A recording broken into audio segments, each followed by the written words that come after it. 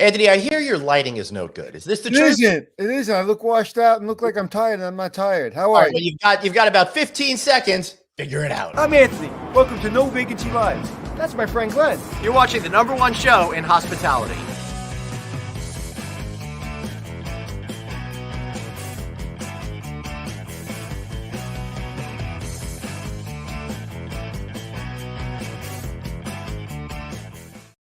Hey, everybody, gather one, gather all. Come and join us for another fun episode of No Vacancy Live. That's Anthony Melchiori. I, of course, am Glenn Hausman. Anthony, so great to see you, bro. It's great to see. Why are you in a better mood today than you were yesterday? I got all my crabbiness out of the way yesterday, so today I'm feeling much, much better. Okay, so I'll be crabby today.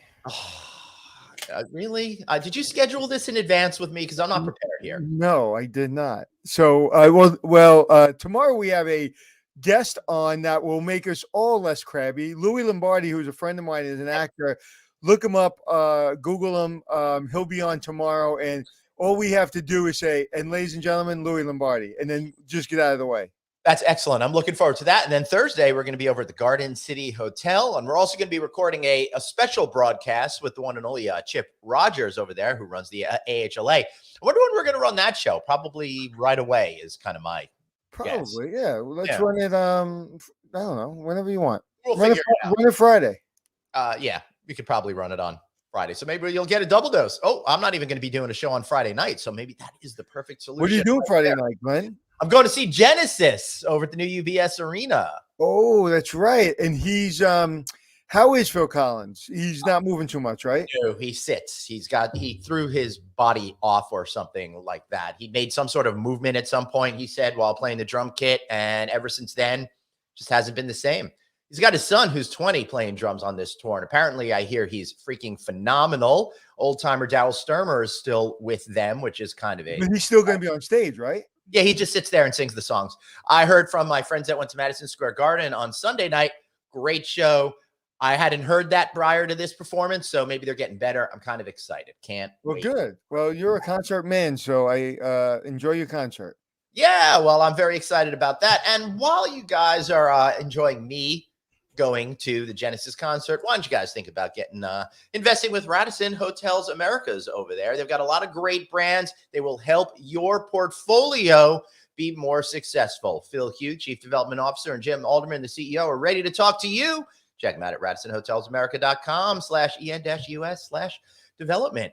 Anthony, you know, one of the things that we do is you and I, we travel all of the time, and we're really, really fortunate because we're mobile. We just get up, we go, we do our own thing, and we don't have to think twice about anything with the travel process. But our guest today, Sylvia Longmire, who does Spin the Globe, is also a very accomplished voiceover artist and in the media and all of that kind of stuff. Well, she's in a wheelchair and she has a totally different travel experience than us. So we thought it would be great. A friend of mine put me in touch with her and we had a great conversation. I'm like, we got to get her on the show today because we need to learn a little bit more about all those things that we don't know, right? All the I don't knows that we don't know about. So yeah. And again, you know, if you're if you're in a wheelchair, you should have the same experience I have. You're paying the same amount of money I'm paying. Right. So everything should be just as easy as it is for me, for you. So I'm looking forward to it. Yeah. So let's welcome Sylvia Longmire. Sylvia, how you doing? Hi, I'm doing great. Thank you for having me.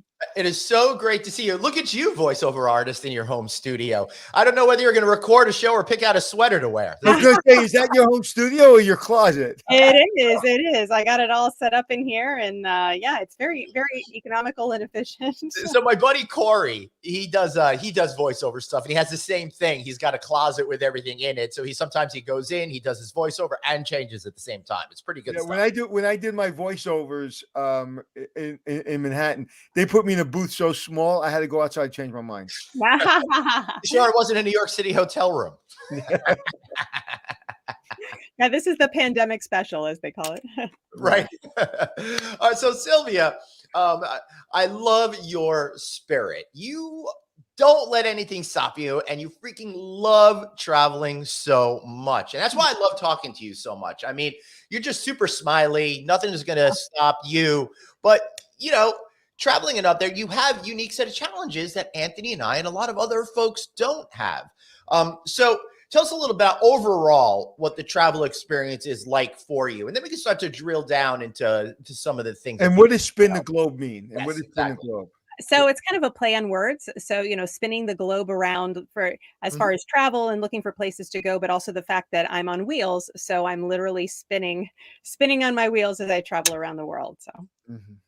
And first of all, how long have you been in a wheelchair, if you don't mind me asking? I've been using a wheelchair full time for about 7 years. I've had multiple sclerosis for, since 2005. So 15, 16 years now.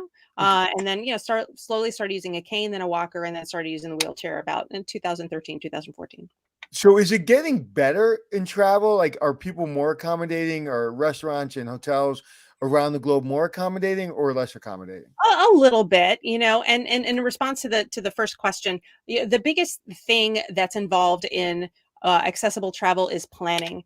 And it takes it just takes months sometimes just to plan a trip, because you have to put so many working pieces together. You have to figure out if there's accessible transportation at your destination, if there are accessible hotels where you can stay, the airline situation, if you can get direct flights.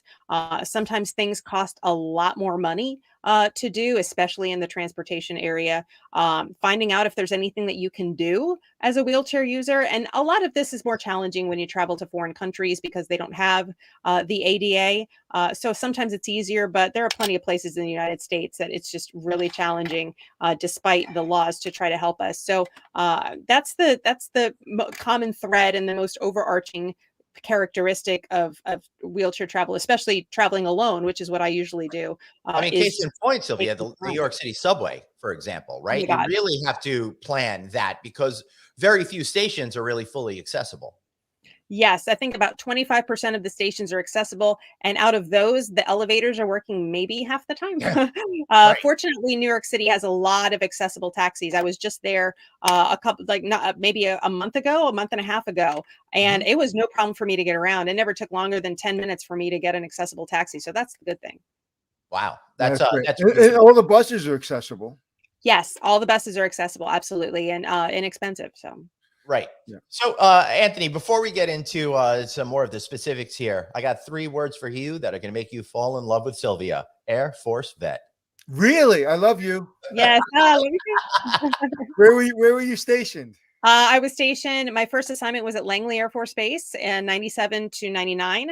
Then I was at Patrick Air Force Base in Cocoa Beach, about an hour and a half from where I live now in Orlando for 3 years. Then I did my master's degree through the Air Force Institute of Technology at University of South Florida in Tampa for a year and a half. And then I was medically retired out of Andrews. I was at Andrews for about 2 years.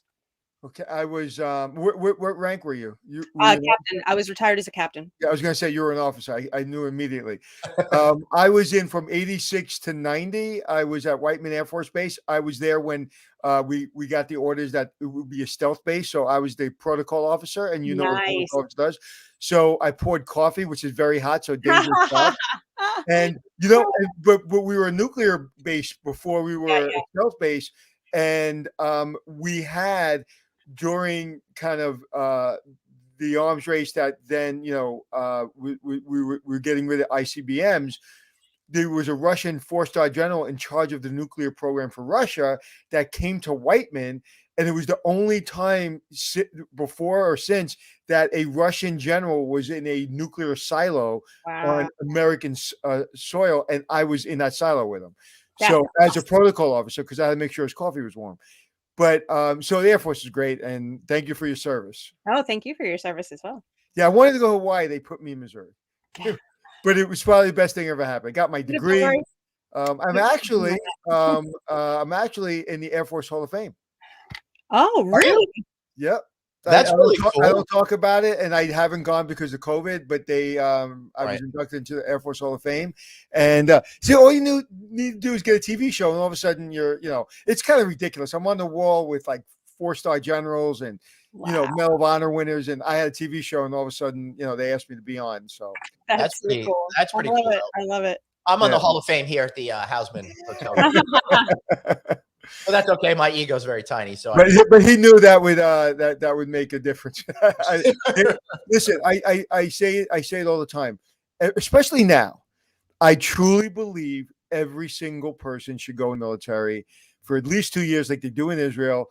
There's so many people that I know, kids, especially young men, that are lost right now. They just need a place, and the Air Force saved my life. It's not an overstatement, and so I am all about the Air Force. Excellent. Did Yeah, you I, ever? I Did like you the enjoy it? mandatory service. Even if it's not military service, but even civil service, just giving back to this awesome country. And they do it in Greece, they do it in Israel, and I think that would be a good opportunity for a lot of people. What was your job? I was a special agent with OSI. Oh, so you had a above top secret. Yeah, TSSCI. Yeah, Yeah, Wow. it was my good friend just retired as the chief. Well, she retired about 15 years ago as chief master sergeant, first chief master sergeant security officer ever. She was the first one, and then she went to what's the big hill or the big thing in Colorado? What is that called? no, what at NORAD at Cheyenne Mountain? NORAD. Yeah. Yeah. So she worked for the 4-star general in NORAD, and apparently, if she told me anything, she'd have to kill me. Yeah, like as soon as I tell people that's what I did, especially Air Force people, they're like, "Oh, all of a sudden you're gonna be my friend." I'm like, I don't do that anymore, but it's just it's a thing. I said to her, I said, "Is there anything that you know that if I knew I'd be scared?" And she goes, "I can't tell you that." She can't tell me anything. And So she retired and did that job. And her husband, unfortunately, has just passed away. He was also a chief master sergeant, and he had no idea what she did for a living. That's so funny. Right, Poor so Dean. I know Glenn's wanting to talk about travel. no, I want to talk about something else real quick before we get into travel. I want to talk about NORAD for a second. I know you got top secret and above clearance and stuff like that, but how did you guys hook up with Santa to do the tracker thing every single year? Oh yeah, we had our people call his people, and then we set it up with the elves. That's cool. I hear the elves are difficult to get meetings with to begin with. So They are, but they have good agents. They have good agents. All right. So you love traveling, Yes. right? Nothing will keep you back. And what I want to do, everybody, in this conversation is talk about things in a positive way, how hoteliers can accentuate the experience. We're not here to chastise anyone. We're here to fill people in on the things that they don't know so they can know. So, Sylvia, what are some of the, when you go out there, and again, there are a lot of great hoteliers out there that do have, that do provide. People sometimes just don't realize what you need outside a regular ADA room. And even with ADA rooms, we were talking about some of the challenges that you face. So when you pull up to a hotel, what are some of the things that you're thinking about and looking out for? So I have 3 main things that I need in a hotel room. I need to be able to get into and out of the bed. I need to be able to use the toilet, and I need to be able to use the shower. 2 out of 3 sometimes is good. I can do without the shower. If I have to do a washcloth bath, I can survive with that. Now, 2 of those 3 things are governed by the Americans with Disabilities Act, but that doesn't really even matter sometimes. And the frustrating thing is that sometimes when they build a hotel, they just throw it together, and they never, ever, ever consult with somebody who actually uses a wheelchair, or actually kind of put themselves in our shoes to say, hey, if I sit down on this bench over here at this end of the shower, I can't reach the shower head all the way across at the other end of the shower. Nobody ever kind of thinks that through because they don't really care. And that's the number one thing that I need from a hotel and from the architectural firms and from the interior designers is for them to not just have sympathy or, they need to have empathy and to care and kind of look at it from our perspective.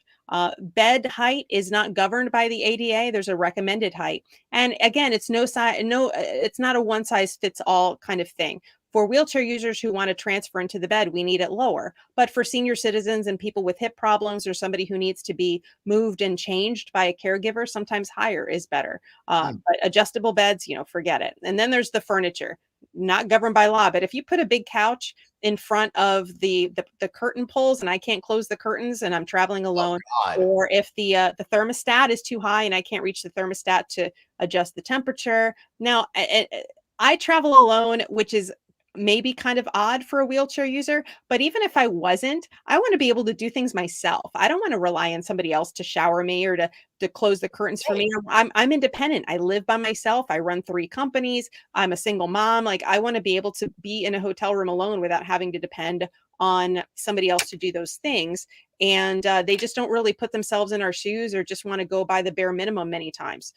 So that's kind of frustrating. That being said, when I find a manager that I go to with what I need, and they bend over backwards to help me do it, which many of them do, actually most of them do, that makes me feel good, and it kind of eliminates that tendency to kind of be cynical or be bitter about it. At least they're willing to help, and hopefully that makes things easier for the next wheelchair user to stay in that hotel. Yeah, but you shouldn't have to be a person that has to ask for that. It should be there.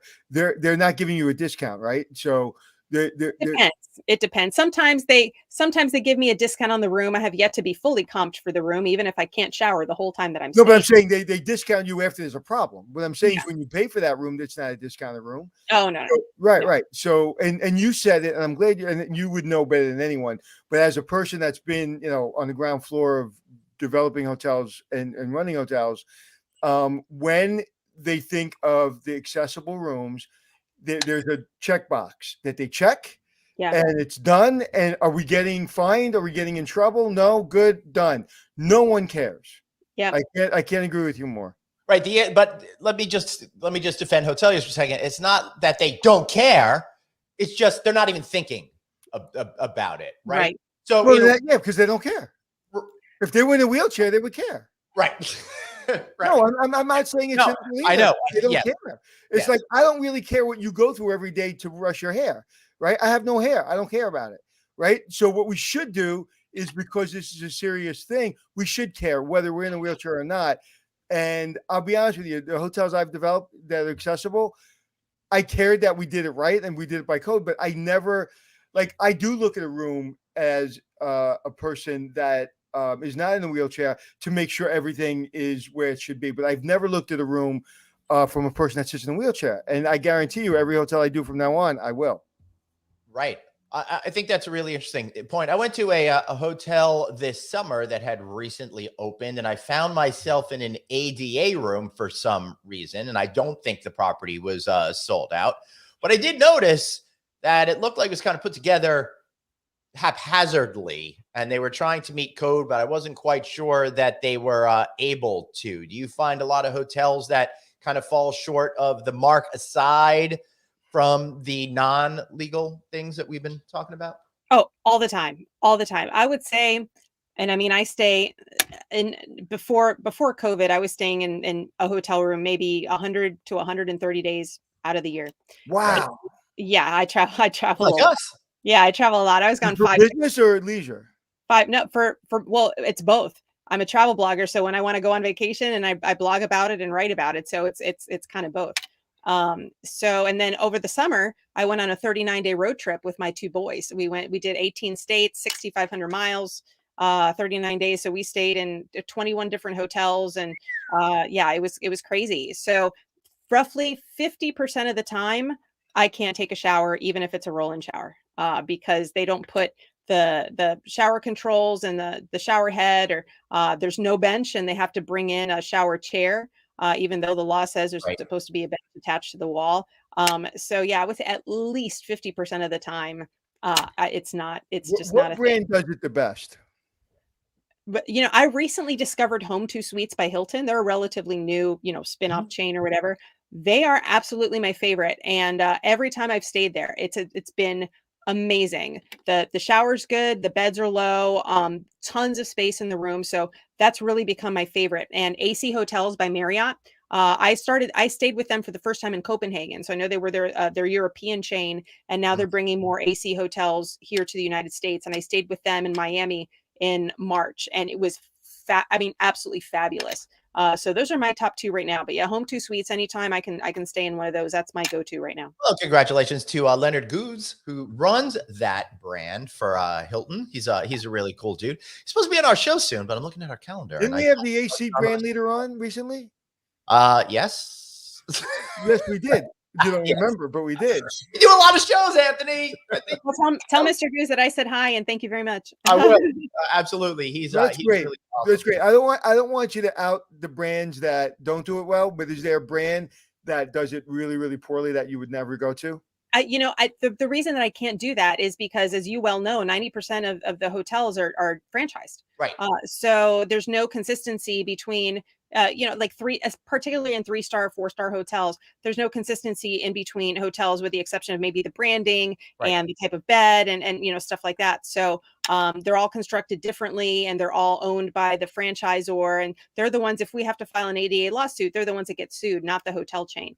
So I could stay in 10 different Holiday Inns and have a great experience in half of them and a bad experience in others. So do I blame corporate? I would love to blame corporate, but it's ultimately up to the franchisor to either build the hotel to spec or to renovate the hotel to spec. So it's really hard to say. It's honestly, it's a crapshoot. Every time I go into the hotel room, I get my key ready to put it in the door and I just look up and I'm just like, let's see what we're going to get today. Yeah, and that's a shame. My friend Anthony Amarillo, who was unfortunately paralyzed as a young man, I think 16 years old, 17 years old, he's traveled and he came up with a platform to be able to for hotels to have it so you can get into the beds easier, because as they got these bigger and bigger beds, he had a lot of difficulty traveling, and he had to sleep on the floor a lot of times or in his chair. And I tried to help him, and he's tried to get corporate to really care, and they don't care, and that's unfortunate. And there's also, as you probably know, in Florida specifically, there are people that go into hotels that aren't really in wheelchairs and they sue hotels. Oh, the drive-bys. Oh, Yeah. So tell me about that. So hold on. Let me just create a little bit more for people. Thank you. So people understand a lot of this has to do with the pool lifts that are out there. Yeah. ADA requires now for every single pool to have a fixed pool lift as opposed to one that you have to walk back and forth. So a lot of folks are looking at Google Maps, and if they don't see it on there, then they suddenly get a lawyer's letter in the mail, regardless of whether they do or don't, if the person hasn't been there. And a lot of hoteliers, according to the American Hotel and Lodging Association, Chip Rogers, just kind of pay just so they could be left alone. So now that we've set that up, Sylvia, how do you see it?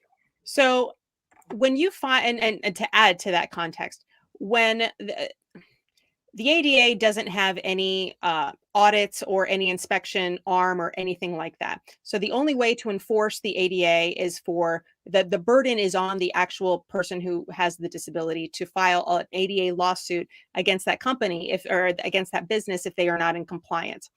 And for the most part, there's no financial reimbursement in most states. All they do is just fix it. However, they do have to reimburse, let's say it's a hotel. The hotel has to reimburse the attorney for their attorney's fees, but the person filing the suit doesn't get any monetary reimbursement, with the exception of, I think, in California and maybe one other state. I live in Florida. However, if the person filing suit sets up an agreement with the lawyer, once the lawyer gets their fees back, they can provide a kickback to the person who is filing the lawsuit, and that's how they make the money. So wow. Florida is one of the, there's a guy, and I can't remember his name to save my life, and he is notorious for running around and filing dozens and dozens of lawsuits every year against these hotels that he doesn't even stay at. They just call them drive-bys because he'll drive by, look at the parking lot, maybe go in the, and he is a wheelchair user, but he doesn't actually stay at these places. And he'll go and he'll take a look at the pool and he'll take a look at the parking lot. He'll file a lawsuit, and then that's, he'll pick up some money as a kickback from the lawyer. And he does this constantly. That makes the rest of us look bad because then all of the businesses get pissed off, right? Because they don't even have an opportunity. They don't even know what the problem is. And then when they find out what the problem is, they're not given an opportunity to make it better. So it makes us look really, really bad. And then when the businesses lobby for laws to make it harder for us to sue, which is what is happening right now, then that hurts the entire community. Wow. And you are so right about that. Now, Sylvia, I did not necessarily expect you to have that particular point of view, because it really rankles the heck out of me for just the same reasons, because you create animosity for no good reason. Yeah. And then once again, people like you wind up being the victims again and again and again, which Yeah. is absolutely ridiculous. We got a good question. First of all, I got to say, Dr. Producer Suzanne, who used to manage hotels and stuff like that, she says, as a manager, she did training by putting her staff in a wheelchair to get that experience, so they knew better how to support our guests. Suzanne, that is a terrific idea. You feel that a lot of people know how to support you at hotels, or could they do for better training in this regard? I read that comment and I just kind of smiled internally. So, about 3 years ago, there's a local college here, Rollins College, and one of their instructors was he has a class on adaptive technology and asked me to come in and speak to the class and work on a project with a couple of the students. So the project that I wanted to do was to get a local hotel manager to be in a wheelchair for a few hours and go around the property to Right. do the exact same thing that Suzanne was talking about. We reached out to 16 hotels in the Orlando area, and as you know, Disney, there's a gazillion hotels around here. Only one of them responded that they would be willing to do it. And it was not a chain hotel. It was a local hotel here on the Rollins campus that's, been around for a little while. And we did a little mini documentary. It wasn't, film wise, I didn't do as well of a job as I would be doing right now. But it was like a 20-minute video, and we followed him around the entire it's called the Alfondin. And he did it for like 2 or 3 hours and went all over the hotel and gave verbal feedback on what the experience was like for him as a wheelchair user, going through the property, the room, the pool, like everything. And that had never been done before. And if it had been done, it had never been, recorded on camera. And we got a lot of views for that. And it was a wonderful experience. And it was so great that I ended up going back to the Alfondin to film part of the documentary that I'm currently producing and directing on that property, because we knew it was accessible and very wheelchair friendly. So yeah, I wish more people would do that. And, like you were saying, even if the hoteliers care, it's about the money. If they're not, even if they care and they're sympathetic to our plight, but they're not willing to put down a few $100s to bring in a wheelchair user during the design process, or even if it's already done. Hey, can you do me a favor and spend maybe an hour or two rolling through our accessible hotel rooms and let us know what needs to be changed? And just bring in a consultant. Be like, yeah, you need to move this piece of furniture. You need to, toss this chair. You need to lower the thermostat, because it's about the money. We see the same problem with airlines. The airlines aren't willing to make the accommodations, and they don't have to comply with the ADA, but they're not willing to make it easier for us to fly or use the bathroom on a plane, because it costs a lot of money to change that stuff around. Well, how would somebody use a bathroom on a plane? They don't. So it really depends on your individual physical abilities. So I can't walk because there are certain muscles in my legs that don't work. But if I plant my feet, I can stand and pivot. If I'm grabbing onto something, I can pull myself up. So most international planes, as long as they have 2 aisles, have a very folding, rickety aisle chair that I have to transfer to from the airplane seat to this very uncomfortable chair. It's basically just a little piece of canvas and some aluminum framing. And then the flight attendants will roll me to the lavatory, get me in there as close as I can. I grab onto the little handle and pivot, take care of my business, and then do it in reverse. But if you can't physically do that, then you have to hold it. Some people will catheter under a blanket. If you're a guy, maybe you can pee into a bottle, especially if it's 3 a.m. and it's an international flight. But a lot of wheelchair users have to hold it. Good friend of mine, he has to dehydrate himself and stop eating about 24 hours before he goes. Oh my God. Yeah. I don't eat or drink anything starting the night before I fly domestically. Right. Wow. Right. Yeah. This is a whole new, like, in all the years we've been in the business, these conversations rarely ever happen. Rarely. I think this might be the first one. Now, a couple of months ago, we had on a gentleman also who's about accessible travel, but that was just more about them creating a place so you knew you could do accessible tours and all of that kind of stuff, kind of like a shortcut to it, which I guess brings me to the fact that Kyle is saying, do you think, like Disney, making you plan out your whole trip from rides, restaurants, hotels, etc., to the minute? That is freaking me out and annoying me. We'll talk about that another time. Have you been to Disney? Have you? Yeah. So I grew up in South Florida. I've been to Disney a gazillion times. I think I've only been to Disney here as a wheelchair user maybe once, maybe not at all. And I live literally an hour away, but that's a typical Floridian thing. Like we just don't go if we live in Orlando. Now that being said, Right. I went to Disneyland Hong Kong a few years ago and Disneyland Shanghai 2 years ago. Oh, cool. So I spend more time in Disney and other countries than I do when it's like literally an hour away here in Orlando. It's like New Yorkers. Most people have the Statue of Liberty. The Empire State Building, yeah. Now, Sylvia, you're obviously the exception, but you know the second part of Kyle's question really is we have to do all this planning. It just becomes not worth it. You think it's worth it, but there are a lot of people who are in your situation or similar situations that are just like, yeah, forget about it. I don't want to dehydrate myself for 24 hours. I don't want to go through the hassle. I'll just stay home. Yeah. A lot of people, even the dehydrating and everything like that, just the fear of your chair getting broken. That is the number one reason that wheelchair users don't fly. And it's a huge issue. Yeah, I mean, I have 2 chairs. Like right now, you can't see it because it's small. Right. I'm sitting in my travel chair. It's small, it's portable. It comes apart in 3 pieces. It's rugged, and this is what I use to travel. At home, I have what they call a rehab chair, which is bigger. It reclines, it raises up, it's super comfortable, but it costs $35,000. And some people cannot use a smaller chair. So you can imagine, and it's custom made to my body. So imagine that getting wrecked and not being able to use it for 2 months. And it's the fear is real. The fear is real. So I got a statistic here. Senator Tammy Duckworth, who was injured. I love her. So she says that an average in July of 2021 alone, there was an average of 28 wheelchairs damaged a day, 834 for 1 Every day. month. Every day. Yep. So And tell me about that senator. Who that is she? statistic has gotten worse. I'm sorry, go ahead. So tell me about that senator. Who is she? What is that about, Glenn?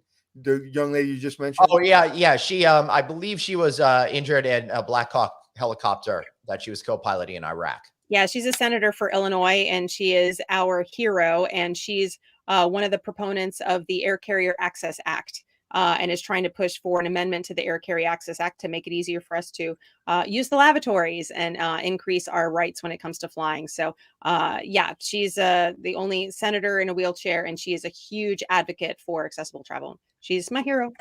Well, I can't imagine the airline fights back against that. They don't want to spend the money to do it. Oh God, no. It took years. Now, we've been tracking baggage for how long? Like, how easy is it to scan and track your bag and know what's going on? And the Department of Transportation and the airlines have been tracking lost baggage statistics, damaged baggage statistics forever.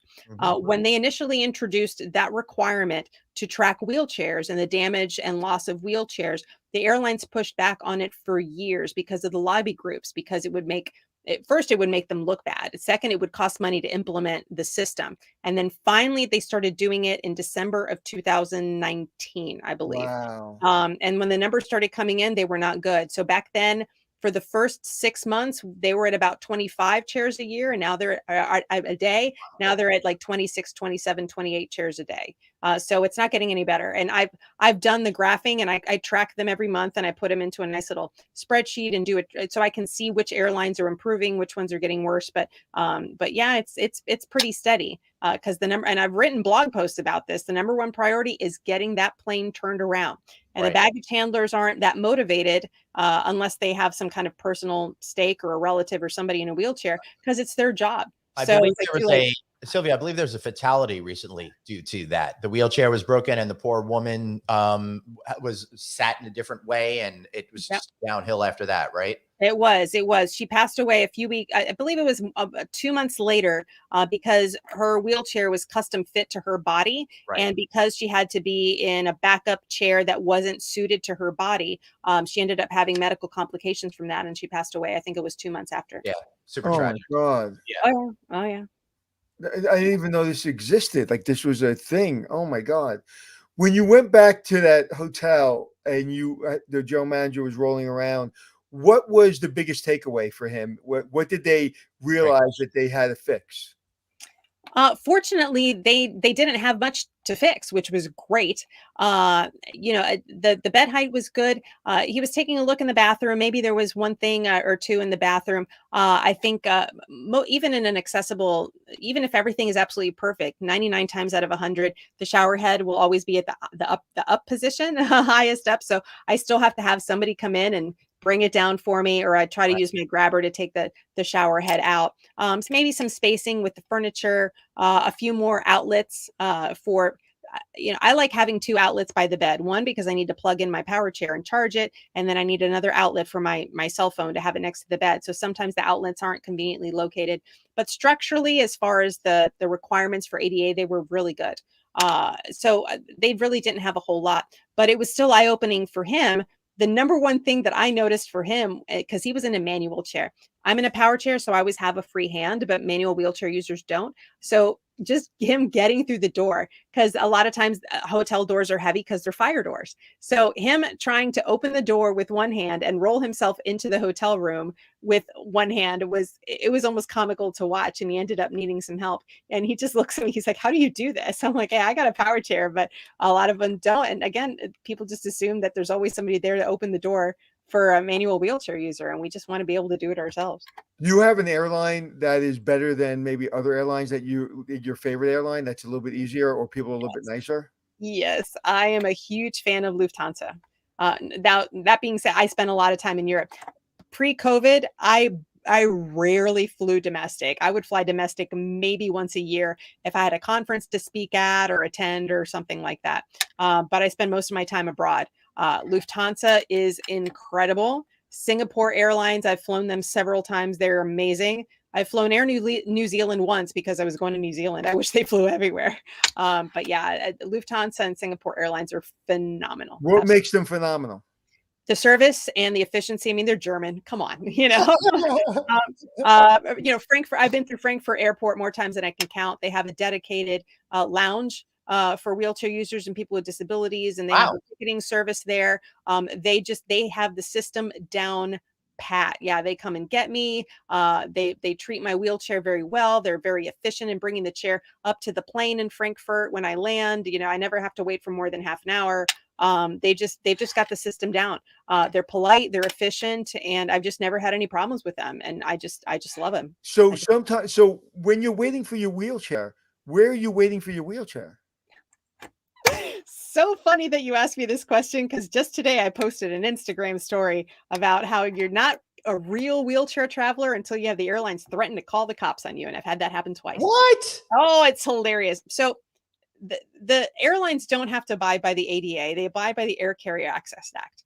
Now, the Air Carrier Access Act says that the airline has to return your wheelchair to the door of the plane on a flight that either originates in the United States or terminates in the United States within a reasonable amount of time.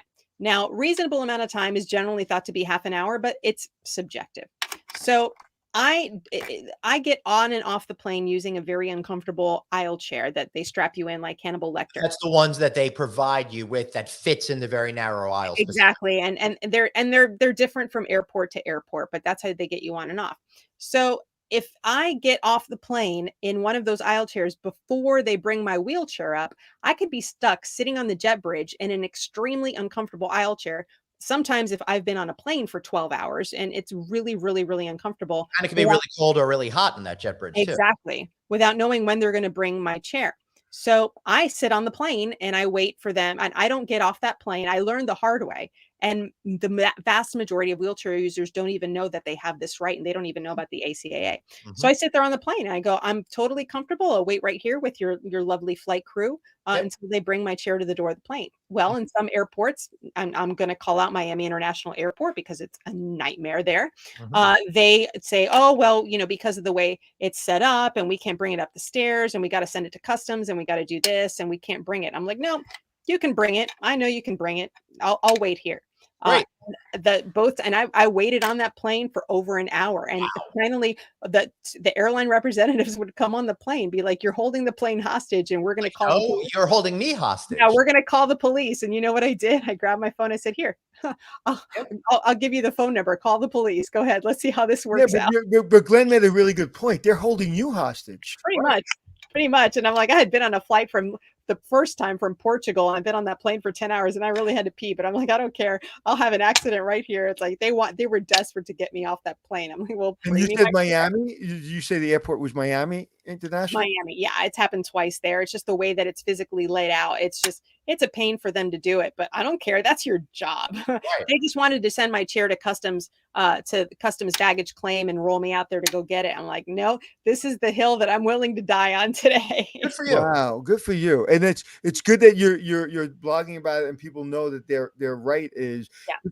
I mean, it's so challenging to just go out and about and travel when you're not in a wheelchair.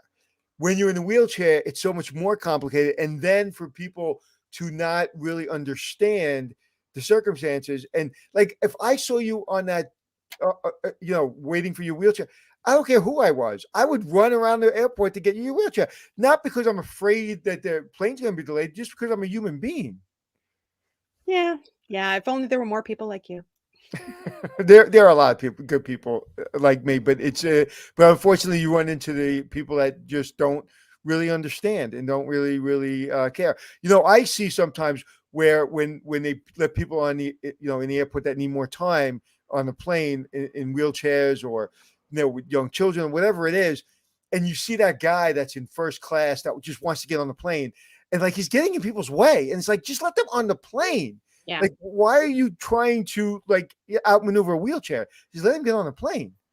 It's just, I can't imagine how challenging it is. And I will fly and travel with a lot more understanding and empathy. I appreciate that. Yep. Fellow passengers tend to be very kind, and they'll offer to help, especially with getting baggage off of the baggage carousel and stuff like that, which I can technically do it by myself. I don't like to, but it's nice. And Yeah. but sometimes, yeah, people are in a hurry. They're tired. They haven't slept on the plane. They're annoyed, and they just want to get from point A to point B. And they get impatient if they're waiting for me to transfer, if they're waiting for me to get down the aisle. And I'm always the first one on the plane. So they're anxious to get boarded and put their bags away. So yeah, sometimes people can get frustrated, but fortunately, more often than not, they'll be nice and they're willing to be patient and help out. So what's the documentary about? So 92, not many people know this. Roughly 92%, based on an unscientific survey I conducted, of wheelchair users have dreams at night that they can walk, and 80% of wheelchair users who were born disabled and have never walked a day in their lives have dreams that they're walking, and Wow. nobody knows why. It's never been studied. So I interviewed several wheelchair users talking about what their nighttime dreams are like, interviewing different experts from cognitive therapists, psychiatrists, spiritual, advisors and metaphysicists and religious leaders who know about from Buddhism and Hinduism and things like that, and how they interpret dreams, to try to kind of come up with some theories for why we dream that we can walk. I haven't been able to walk in about 7 years, and every single night I have very vivid dreams, including lucid dreams, where I'm walking. And nobody knows why that happened. So I decided to make a documentary to try to So figure it you out still have them every night? every single night. Wow. And what have you found? I mean, what is there anything that you found that was surprising? I don't know that it was one thing. I don't know if you want to call it surprising, because every wheelchair user is different. We're all individual and have our own individual experiences. And this is kind of a more general societal comment, in that the vast majority of non-disabled people feel like we all want to be fixed, that we all want to walk again, that is the natural state of things, and there is something unusual about anybody who can't walk. I'm never going to walk again, and I am not only totally okay with that, but I'm happy this way, because if I were not in a wheelchair, I would not be doing this advocacy work that I'm doing. My life would be very different, and I love my life the way that it is, right now. Wow. But some people spend. I've had MS, and it's slowly degenerating, and I've had time to emotionally and psychologically adjust to my increasing, albeit slowly, disability. Now, if you're in a car accident and you're paralyzed from one day to the next, that's a whole different level of psychological trauma. Right. And because of the advances in medicine, there is more of a possibility of somebody being able to walk or regain some movement. So I would say that maybe 2 or 3 out of the wheelchair users that we interviewed do want to walk again, and their dreams make them very sad because they wake up and they realize, yeah, no, sorry, that dream was amazing, but I wake up and I can't walk. Whereas the other wheelchair users, myself included, it's really just fun and fascinating to be able to dance and walk and swim and do whatever it is that we're doing in our dreams. And we wake up and it's like, oh, that was really cool. So seeing the different attitudes and the different feelings that go along with having those dreams, and their approaches to disability and how they see themselves and what their goals are in the future and how different it is person to person, I found that fascinating. Wow. Go ahead, Glenn. I was gonna say, do you feel that you're just generally wired as a more positive human being because you come across like one of the most joyful people? Oh, She was an Air Force captain. They're all great people. I'm not saying great. I'm saying joyful. Certain all people, joyful. certain people are born very optimistic, and no matter what challenges they have, they Yeah. feel good and bounce back after a slight mourning period. I think I'm more of that type of individual. And other people, no matter how good things are, it's always bad, bad, bad internally. Yeah. Do you feel that you've been able to make your way through this issue in your life because of your just chemical makeup and physiology? You think that's helped? I think I am wired, like you said, I think I'm wired that way. I'm lucky that I had a very great childhood. I'm very close with my family. So, but that being said, I've dealt with other crises in my life before before MS, before having to use a wheelchair, and I've dealt with other crises since. Mhm. And I've bounced back in each one because to me, what's the alternative is to, curl up in a ball and hide away and feel sorry for myself. I don't have time for that crap. I just don't. I have things to do. I'm ambitious. I'm social. I have things to see, and this is the one life that I've got. So I just don't have the time for it. And I also find that the energy that I put out into the world is the energy that I get back. And I just attract a lot of positivity because I give it out. And I like feeling happy. I know that in some cases, for many cases, being happy is a hard choice to make, and sometimes it's an impossible choice. After COVID, I would say my last trip, and I've traveled since, but COVID started getting bad right around March of last year, and that was my last trip. And I went out to Hawaii. And about a month after, I said, "How am I going to do this?" I travel 2 or 3 times a month, and about a month or two after that, I really got very, very depressed. I didn't do any work. I just sat around. All I wanted to do was just watch Netflix. I was sleeping until like 1 or 2 in the afternoon every day. And I had never been like that in my whole life. And I've had a couple of bouts of that. And I think a lot of the world has dealt with that emotionally very heavy. So I'm not like this all the time. I'm not perfect. I wake up cranky just like everybody else. But eventually I get over it and I just tell myself, do you want to be this way? Take your time to absorb, have those feelings and embrace them, but you have to come through on the other side because this isn't just about me anymore. Maybe 5 years ago, 6 years ago, before I started blogging and before I started my advocacy work, maybe it was just about me, but I've built up this brand and I've built up this group of people who read my stuff and who follow me on social media. And I have a responsibility to them to bring them information, to share my life, both the good and the bad. And I've had enough people tell me that you've motivated me to do this for myself or to take that step, figurative step out the door, to go on this trip or to open this business or whatever because of you. And I take that responsibility very seriously. So that makes me happy, and that's my mission in life. So yeah, it's a choice sometimes, and I just like being this way. I like being happy, and I choose to just get through the crap as quickly as possible because I've got stuff to do. Yeah, it's interesting. As I get older, I keep saying to myself, my goal is happy, right? And so I tell young people, the goal is happy. That's the goal. The goal's not money. The goal's not. It's happy, right? And everybody says, well, health. Well, unfortunately, you have something that is keeping you in the wheelchair. So health is important, but you don't have it the way you would love to have it.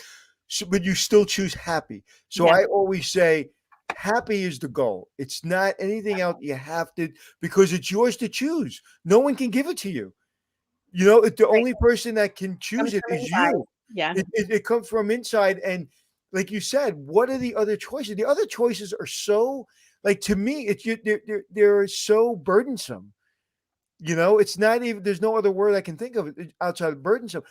I got another question for you, a little off topic, but when you travel with your sons, what is it like for them when you're in a position where maybe you're having challenges and people aren't coming to your aid? Are they ready to, jump? How is that dynamic? It's God, I love traveling. There's And so how are they? How old are they? So we can get a little context here. sure. They're going to be here in 10 days. So I'm like super excited. My older son is 13 and my younger son is 11. And we've been on 5 cruises together. We did the road tour. We've done a bunch of different road trips over the past few years and everything. So we've done a lot of traveling together. We've flown to Toronto. We've flown to Minneapolis and stuff like that. So it's kind of funny. I'm their mom. This is all they've known. My older son vaguely remembers me when I could still walk. My younger son doesn't remember. He only knows me in a wheelchair. And I remember we were walking down the street in Toronto, just walking down the street, and some guy is walking past us in, oncoming direction, and just looks at me and says, "Oh, hey, I hope you feel better soon." And keeps walking, and my boys just look at me, and we just all busted out laughing. Like, yeah, I think I'll take some Robitussin, and I'm sure I'll be better in the morning. Right. Is there somebody to even say that? That's some of the better things that people say. They say stuff all the time, and my boys just look at me, and we just look at them like, what just happened? We made a TikTok video. We were in a parking lot at the Georgia Sports Hall of Fame, and somebody had parked a good ways into the hash lines next to the van accessible parking space. And I wasn't sure I'd be able to get in my van because they were blocking part of my access to get to my ramp in the van. So we made a TikTok video. My younger son was recording, and I barely, literally by like a quarter of an inch had enough space to back up in that ramp. And that video on TikTok got like 2 million views in the first couple of days because people are interested in this. And there's a lot of controversy back and forth. Like, well, did the car next to them park too close and they needed to go in the hash line so they could get in and out of the car and blah, blah, blah. And it was absolutely crazy. So they've gotten used to it, and we just laugh. We go into the hotel rooms, and my sons just take a look at the beds, and they just know, like, oh yeah, mommy, you're gonna have a good time getting in and out of that bed. So they've just gotten used to it. So we laugh about it. My younger son especially, he anticipates my needs. He knows if I need help, like if I'm having trouble getting my foot on the foot plate in my chair, he gives me boosts to get into the bed if the beds are too high. If I were traveling by myself, I'd have them come and take out the frame or take out the box spring. But if I have him with me, he's more than happy to help me out. So yeah, it's important for me to set the tone because I want them to know that their mom is strong and that I can take care of things and I find a way around. So instead of instead of moaning over why I can't do this, I think, how can I do this? And it's important for them to see me having that positive attitude so they can have empathy for other people as they get older and see other people with disabilities in their lives. Yeah, I'd imagine when people feel bad for your situation, that's not really good for you. I'd imagine you're pretty, Tell me, oh, I'm sorry all the time. I never tell them I have MS. I tell them I got shot by a drug smuggler outside of Nogales or something crazy like that, because the conversation is always the same. Oh, I'm so sorry. If I tell them I have MS, I'm like, why are you sorry? I'm like, I make 6 figures. I travel around the world by myself in a wheelchair. I run 3 companies. I have the best friends anybody could ask for, a great family. Yeah, it's like, my life is better than probably like 50% of the people who are out there. And the only thing is I just happen to not be able to walk. I don't, it's just the people don't know. And I think it's just, they're just projecting because they can't imagine how they would do it or how they would survive or how they would live. And they started using a wheelchair the next day. So I'm old enough and I've been through this long enough to recognize that they're just projecting their own fears and their own insecurities about mortality or disability or whatever. But still, it's like, I'm so sorry. I'm like, baby, you don't know. Yeah. Glenn's heard me say this before, but I ran the New York City Marathon I was 35, so I'm 56, 21 years ago. And I ran it for one reason. I'm not a runner because I don't know if, God forbid, I'm going to be in a wheelchair one day. And I was like, let me do it because I don't want to sit and say, oh God, I should have done that. And I literally, it's the only thing I've ever done thinking that one day maybe I'll be handicapped. But it was really completely inspired by when I saw the women and the men in a wheelchair running a marathon. I was like, I don't want to be in the wheelchair running the marathon for the first time. I want to run it with my legs, and then God forbid I'm in a wheelchair, then I'll run it. Then I'll use the wheelchair. But you're a fascinating person, and you're of course you're an Air Force vet. Of course. I'm just saying, Glenn. I'm just saying. Sylvia, we got to wrap. Any final words? And more than anyone, you've earned a shameless plug. Tell us how we can find. I want to know where we can find your TikTok. Yeah. Oh, sorry. You can find my blog at spin, like spinning around, spintheglobe.net, not .com, spintheglobe.net. And on Instagram, you can find me at Sylvia_Longmire. And TikTok, it's at Spin the Globe as well. Beautiful. Thank you so much for being here and educating all of us today. This was really fantastic. This and is we freaking love your attitude. Except Mike, he feels really sorry for you making 6 figures and running. You have almost 100,000 followers on TikTok. I have about 100,000. 99.2. Yeah. Wow. And that's you right there. That is me. Yep, showing how I work out in my chair. I was going to ask you how you work out. That's interesting. I'm going to watch the TikTok. Yeah, watch the video. All right, we got to get going. Thank you so much, Sylvia. You rock. Thank you. Really appreciate you.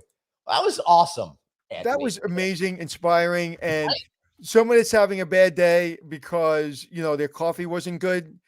Go scratch. Spend a day in her life, and she has more positivity than most people I know. Yeah. Curtis says Sylvia should be a regular on this show. This was I think Curtis. I think that's not a bad idea. Matter of fact, maybe she can be the co-host and Glenn can leave. It's about time you got somebody who can hold their No. If anybody's leaving, it'll be me. You'll be firing me. I won't be firing you. Like I could ever stop doing this if I tried. Even if no one was watching this thing, I'd still be here every day talking. And speaking of me talking every day and Anthony talking every day, if you are tired of looking at our faces and want to hear our audio feed, check out No Vacancy Live on Apple Podcasts, iHeartRadio. Of course, you can find it on anywhere you get your shows, right? We're on Google, we're on Stitcher, whatever it is, we are there. Follow us. He's at Anthony Hotels, and I am at Traveling Glenn. Dr. Producer Suzanne, look where she is. She's at south of the border. Oh, my goodness. The place that should have been shut down 50 years ago. Hey, listen, who didn't like driving to Florida and looking at 5,000 billboards? It was the only thing to keep you entertained. That was amazing. You look at all the billboards, and then you get south to the border, and it's a crap hole. Yep. Yeah, that's right. But, anyway, great podcast. Thank you, and let's go. All right, everybody. Remember, you've got one life, so blaze on and be kind to yourself. See y'all tomorrow.